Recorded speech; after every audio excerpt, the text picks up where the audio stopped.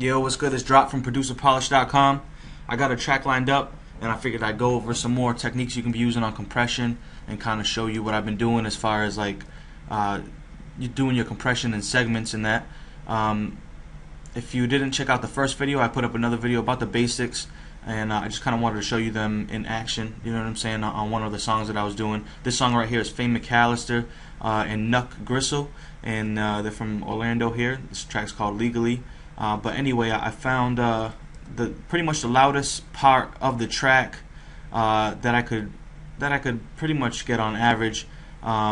This little piece right here that he's going through is pretty loud compared to everything else. So I was already going through Nuck's vocals here, and I kind of got his dubs and ad-libs all laid out around here, and basically I was going through the compression on his vocals first. So we'll play some of the track here. You can see the his vocals right here. This is his vocal compressor. He's pretty aggressive on this track, so check out how many of the dynamics I had to take out of his voice. Keep in mind though, this is the loudest part of the track, so this is about as much as the most I'm going to be taking out of his voice. I got the gain pretty much way up. The attack's pretty fast. The ratio's not too bad though, and instead I made up for it with the threshold here. So just check out the stages I went through here. So this is the first compressor. If you look at the mouse, the first compressor's here. The second compressor is on all his vocals together, and then I got my master compressors over here, which is compressing the beat and his vocals. So we'll play the track here, and I'll show you what I did with those. So that's his first compressor. This is the second compressor. So we'll go over the master compressors in a second. On the second compressor, as you can see, I just kind of went in on the peaks of his verses. So like, especially where his ad-libs hit, they were bringing the volume up a lot more. I didn't even get any gain out of this. I didn't even turn the gain up on that compressor. All I did was just compress it, and remember, when you compress something, it's going to make it sound louder to our ear, even though we don't have to add any more decibels to it. So I flattened out a lot of those high parts, and then I'll show you over here on the master track. It's really quick on the master track. The ratio's a little bit higher. I didn't go all the way up yet. And again, the release is just kind of riding. The release is riding the beat, and my threshold is set pretty high up.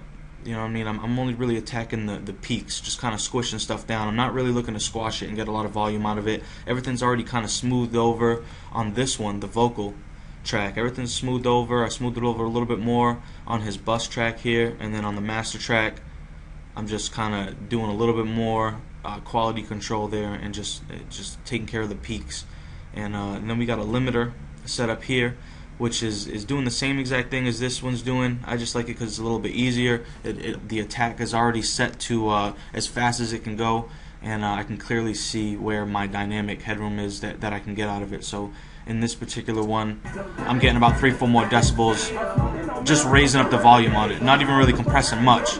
Like you can see, it's taking care of a couple of the little peaks, because this is the loudest part of the song. So that's alright. It's just really taking care of like maybe 1-2 decibels down in dynamics.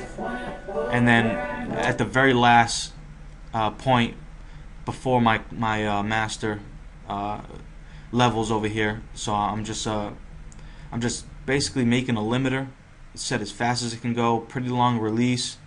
The knee, basically, it's almost like the Q on a EQ, which we'll get into on another video if you don't know what that is. But basically, as it gets close to 0, because I got it set at 0, my threshold, or as it gets close to the threshold, it'll give a little bit of lead-in time. So if it's just below the threshold, it's still going to try to compress it a little bit just to kind of get even faster of an attack on it. So that way, even if it comes close to 0, I know it's going to start pushing it back. My ratio's all the way up because I don't want anything to go past 0 on my master track, because this is the last step.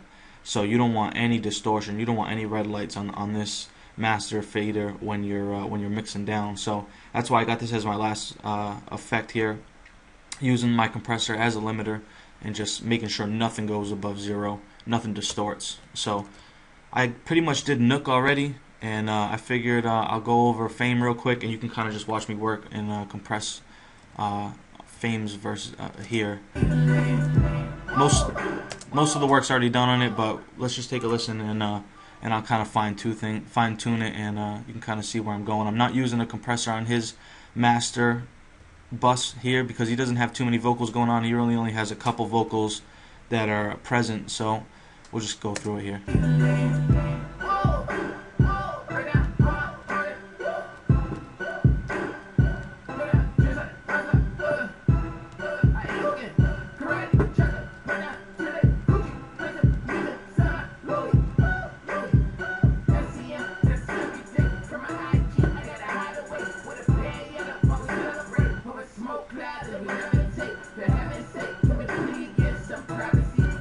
So you've seen I had actually too much compression on his vocal there.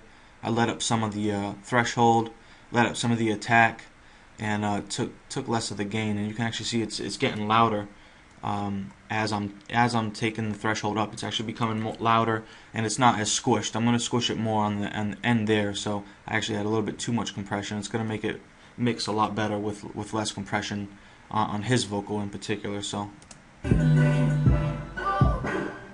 See, the release is pretty quick. I'm going to raise that release so it's riding his vocal a little more.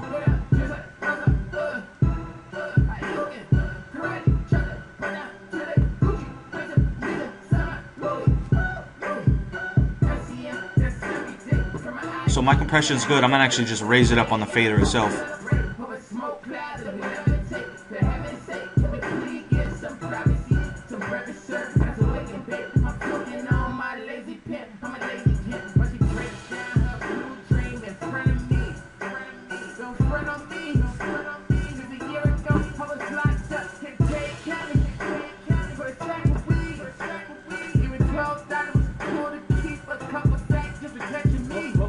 I'm going to squish it just a little bit more on the master track there.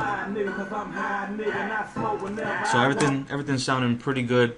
That's basically how I use compressors, get them set up and keep fine-tuning them like that.